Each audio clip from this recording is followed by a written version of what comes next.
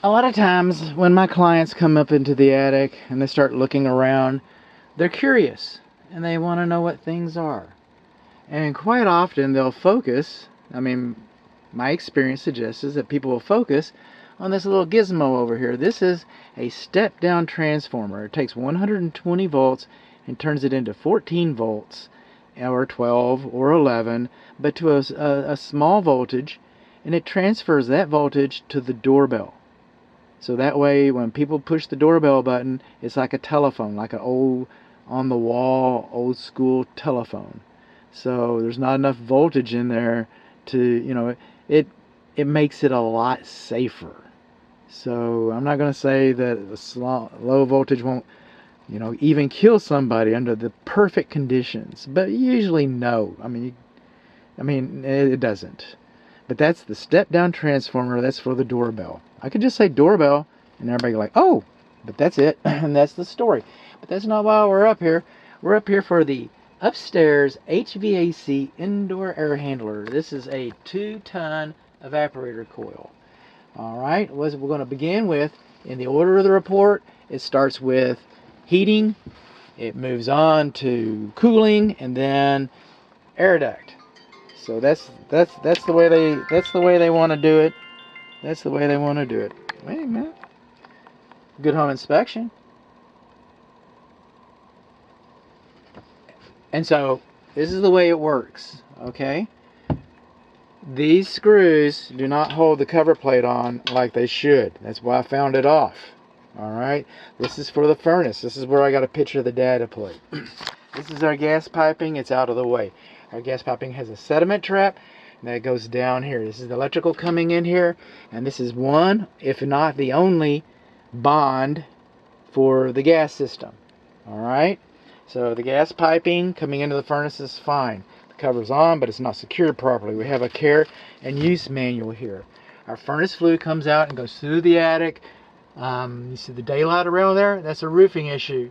If daylight can get in, water can get in. So that needs to be sealed. All right. And I'm not sure an air conditioning guy would be the best job for it.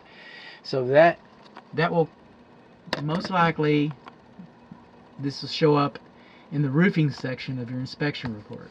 It might show up twice. I'm like that. But that's where it is. We got a gap around our furnace flue. And these screws don't tighten down tight. And those are the only things I can think wrong or incorrect, or it could be done better with your furnace. Now on the cooling side, there's not a lot going on in here, but there's enough. There's enough. We have two pipes. We have a safety pan that goes out, and then we have a primary pan. That's the one that got the little hook on it. That's a P-trap. That P-trap is insulated. See that? Because it does condensate. Right? Now, that is a shallow P-trap.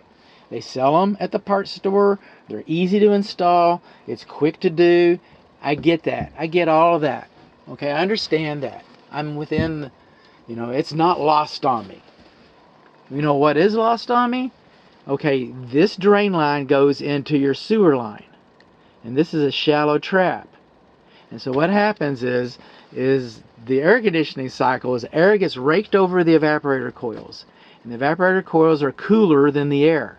And heat goes to cold. So the evaporator coils suck. They rake the heat out of the air as it comes over and gets redistributed downstairs. All right, a byproduct of air conditioning is condensation. That's why you got a puddle of water underneath your car in the summertime. When you get someplace, you stop, you look, your car's got to dry. It's supposed to do that. This is supposed to do that too. All right, that's your primary drain line. That should be a deep trap, because what happens is a shallow trap will evaporate, and that's the sewer gases coming up. But that's not all. All this condensation I was just talking about. Remember that? Okay, there it is. Well, when it turns off, what does it do? It drops. It drops and it comes through this little P-trap, right?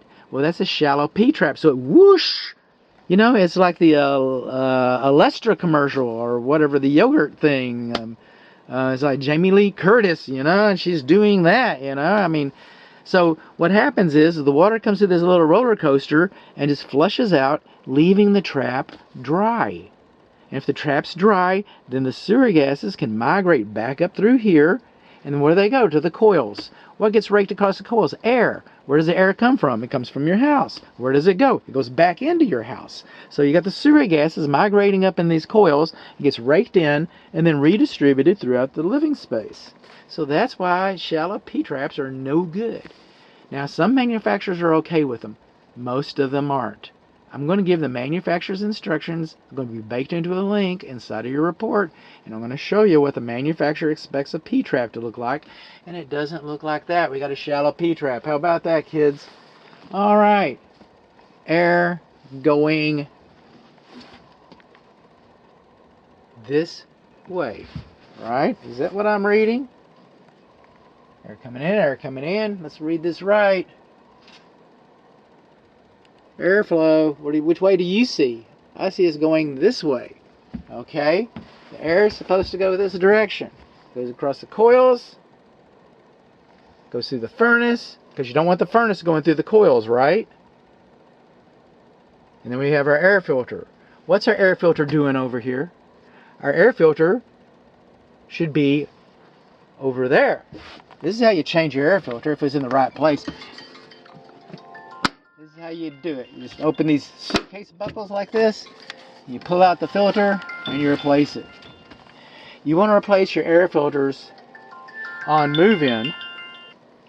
Good home inspection. So you want to replace your air filters on move-in so that way you get a good baseline. You get a good baseline so you know where you're starting.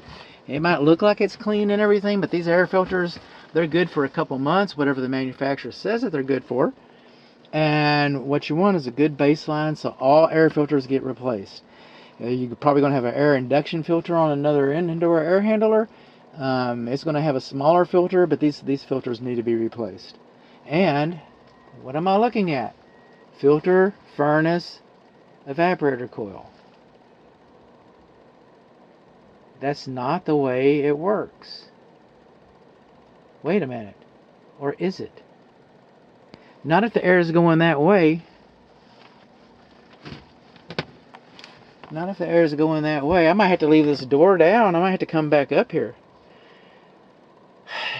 Jury's out. Jury's out. But it looks to me like that was mismarked. Looks like that direction was mismarked. Or yeah, that would be the most reasonable explanation. I'm trying to work through this. I go home, I change my air filter. Right? I've got my furnace. I got my coils. That's the way it works at my house. Alright, I think that little indicator is wrong. Which would be a lot easier. Just knowing which way is right. It'd be a lot easier. So, back to the air conditioning duct.